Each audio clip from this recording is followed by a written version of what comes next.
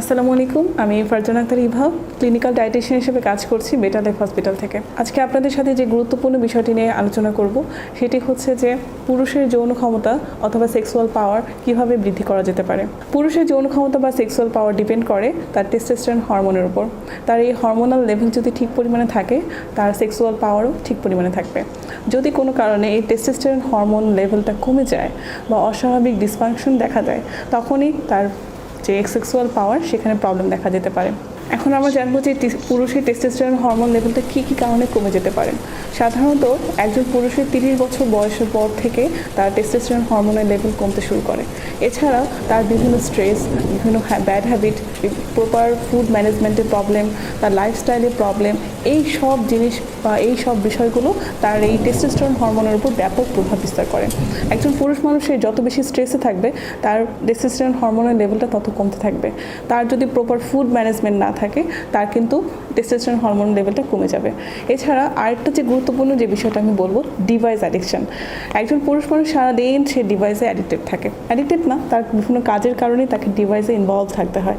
এবং যখন সে বাসায় আসে, যখন তার নিজস্ব রেস্ট বা বিশ্রাম নেওয়ার সময় হয়, তখনও সেই ডিভাইস অ্যাডিকশনেই থাকছে। এই প্রবলেমগুলোর কারণে তার প্রপার ঘুম হচ্ছে না। আর ঘুম হচ্ছে এমন একটা ইম্পর্টেন্ট বা গুরুত্বপূর্ণ বিষয় যেটা আমাদের বডির হরমোনাল সাইকেল ঠিক রাখতে সাহায্য করে। যখনই দেখবেন যে আপনার টেস্টোস্টেরন হরমোনের লেভেলটা কমে যাচ্ছে, তখন আপনি কিভাবে বুঝবেন? আপনার ভেতর থেকে আপনার দুর্বল লাগা শুরু করবে, অবসাদ লাগা শুরু করবে, আপনার মেজাজ খিটখিটে হয়ে থাকবে, চুল পড়া প্রবলেম হবে, ইত্যাদি আরও নানান ধরনের প্রবলেম দেখা দেবে। যখনই আপনি এই সিমটমগুলো আপনার মধ্যে দেখতে পারবেন, আপনি দ্রুত একজন হরমোন বিশেষজ্ঞ ডাক্তারের শরণাপন্ন হবেন এবং আইডেন্টিফাই করবেন যে আপনার টেস্টোস্টেরন হরমোনের লেভেলে কোনো সমস্যা আছে কিনা। যদি থাকে, তাহলে অবশ্যই আপনাকে প্রপার মেডিকেশন নিতে হবে, আপনার লাইফস্টাইলে চেঞ্জ করতে হবে, আপনাকে ডিভাইস অ্যাডিকশন থেকে দূরে থাকতে হবে। ধূমপান যদি করে থাকেন, অবশ্যই ধূমপান থেকে বিরত থাকতে হবে। কোনো যদি অ্যালকোহল পান করে থাকেন, সেই অ্যালকোহল থেকে আপনাকে বিরত থাকতে হবে। আপনার স্ট্রেস হওয়ার যে জায়গাগুলো, সেই জায়গাগুলোকে আপনাকে এমনভাবে মেনটেন করে নিয়ে আসতে হবে যাতে আপনার স্ট্রেস হরমোন কম সিক্রেশন হয়। স্ট্রেস হরমোন যখনই আপনার কম সিক্রেশন হবে, তখনই আপনার হরমোনাল যে প্রবলেমগুলো সেটা অনেকটাই সলভ হয়ে যাবে। বিশেষ করে টেস্টোস্টেরন হরমোনের লেভেলটা অনেকটাই স্বাভাবিক পর্যায়ে চলে আসবে। এক্ষেত্রে আপনি খাবারের মাধ্যমে কিভাবে ম্যানেজ করতে পারেন? আপনাকে অবশ্যই মিল টাইমটা মেনটেন করতে হবে, প্রপার মিল টাইম মেনটেন করতে হবে, প্রপার ওয়েট মেনটেন করতে হবে, যেটা আপনার টেস্টোস্টেরন হরমোন সিক্রেশনের জন্য খুবই গুরুত্বপূর্ণ। তো এক্ষেত্রে আমি যে গুরুত্বপূর্ণ খাবারের নামটা বলবো সেটা হচ্ছে মধু। মধু হচ্ছে সকল রোগের নিরামক হিসেবে কাজ করে। মধুর সঙ্গে আপনি যদি আদা কুচিটা সঙ্গে করে খেতে পারেন, তাহলে এটা আপনার বডির জন্য খুবই ভালো কাজ করবে। কারণ মধু এবং আদা দুটোর মধ্যে আমরা এমন কিছু মিনারেলস পাচ্ছি যে মিনারেলসগুলো আপনার টেস্টোস্টেরন হরমোন লেভেল সঠিক রাখতে সাহায্য করবে। এছাড়া সবজির মধ্যে বাঁধাকপির কথা না বললেই নয়। বাঁধাকপিতে এমন কিছু উপাদান আছে যেটা আপনার টেস্টোস্টেরন হরমোন লেভেল ঠিক রাখতে সাহায্য করবে।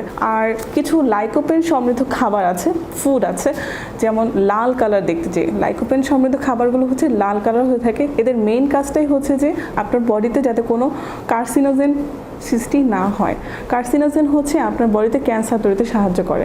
এছাড়া লাইকোপেনের আরেকটা গুরুত্বপূর্ণ কাজ হচ্ছে আপনার হরমোনাল ব্যালেন্সকে ঠিক রাখা। হরমোনাল ব্যালেন্স বলতে আপনার এই যে টেস্টোস্টেরন লেভেলে যে ব্যালেন্সটা, সেটা যাতে ঠিক থাকে। হরমোনাল ব্যালেন্স ঠিক রাখার জন্য আপনি লাইকোপেন সমৃদ্ধ যে খাবারগুলো আছে, বিশেষ করে আনারের কথা আমি অবশ্যই বলবো, খেজুরের কথা বলবো, টমেটোর কথা বলবো, ক্যাপসিকামের কথা বলবো। এগুলো আপনার টেস্টোস্টেরন হরমোনের লেভেল ঠিক রাখতে সাহায্য করবে। এই সব খাবারগুলো যখন আপনি আপনার খাবারে বা আপনার মিল প্ল্যানের মধ্যে পর্যাপ্ত পরিমাণে রাখতে পারবেন, তখনই আপনার বডিতে টেস্টোস্টেরন লেভেলের মাত্রা ঠিক থাকবে। সঙ্গে অবশ্যই আপনাকে প্রপার মেডিকেশন নিতে হবে, আপনার লাইফস্টাইলটাকে আপনাকে ব্যালেন্স করতে হবে, ডিভাইস অ্যাডিকশন থেকে দূরে থাকতে হবে, বিভিন্ন ব্যাড হ্যাবিট যেগুলো আছে সেগুলো থেকেও আপনাকে দূরে থাকতে হবে। এই সব কিছু মিলিয়ে আপনি পারবেন আপনার একটা সুন্দর স্বাস্থ্যসম্মত সেক্সুয়াল লাইফ লিড করতে। আজকে পর্যন্তই। ভালো থাকবেন, সুস্থ থাকবেন, হেলথ টিভি বাংলার সঙ্গে থাকবেন।